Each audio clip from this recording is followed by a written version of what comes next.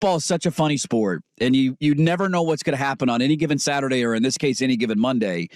And when you have an opportunity like that, I actually thought it was the right call. I mean, you're down 17-3. At that point, they hadn't had a stop. They couldn't get it. I mean, they couldn't stop Michigan's rushing attack at all to save their life. I love the call because you're not. What do you want to be? 17-6? Who cares? You're going to punt the ball back to the 10-yard line, and at that point, again, Michigan was running for like 17 yards a carry. So, like, you got to be aggressive there, and the play worked. They just didn't execute it, and that you have miscommunications that take place. But this was a group of quarterback and wide receivers that always seemed to be on the same page. They seemed to know each other's brains and exactly where they were supposed to be at the right time. And in that case, you have a blown coverage. Odunze thinks it's a blown coverage. I'm just running a seam. I'm just running a go route. He scores if he gets the ball. He does. Yeah. And then Penix kind of sees the safety a little bit over the top, and I'm going to throw it towards the sideline a little bit. Odunze gets spun around. If you make that catch, I think the game might end up completely different. That's how thin the margins are. And it's ironic that you have a team that hit on all those margins all season long. And then you have to go do it one more time. And in the biggest moment, you can't execute and you can't find a way. I actually want to give a ton of credit. I know we got a lot to get to with this game. Yeah. Washington's defense was embarrassed for the first 10 minutes or so. Like, that was as horrific a start as you could have defensively.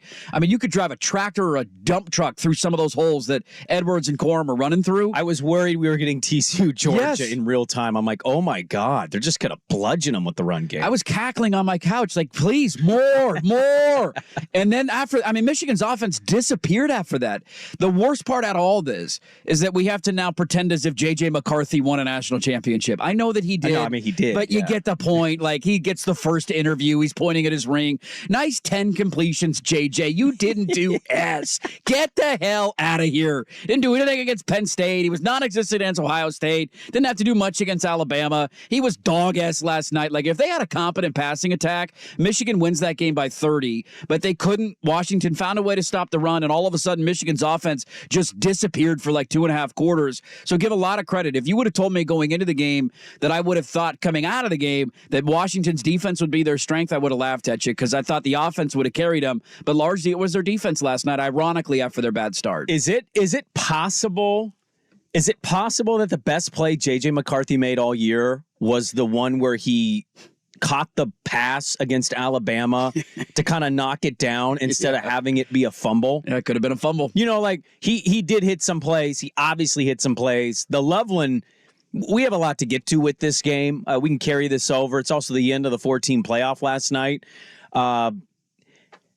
He made the plays that he needed to make. It's a little Jimmy Garoppolo-ish. It's He was 10 of 18. Okay, you're not wrong. He couldn't complete a pass for like 2 quarters of that game. But he had like 3 or 4 that they were massive when they happened. And also the run at the very end. Washington's defense snuffed that run out. Like, what you say, I give them a ton of credit for how their adjustments were. They physically kind of matched the moment after being shredded early. And they have him backed up deep in their own territory. He's in the end zone when he hikes it.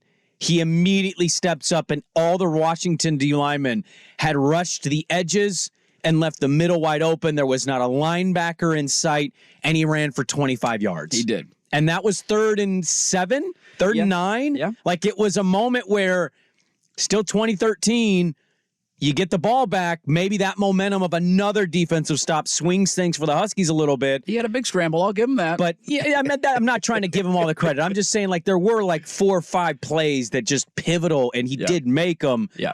But I largely agree with what you're saying.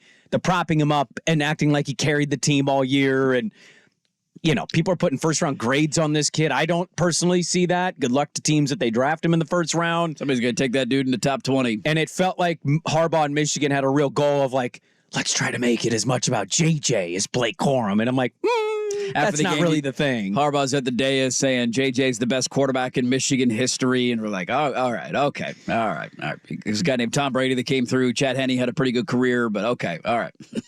Brian Griese. He won the last national championship. Jim Harbaugh himself was pretty good.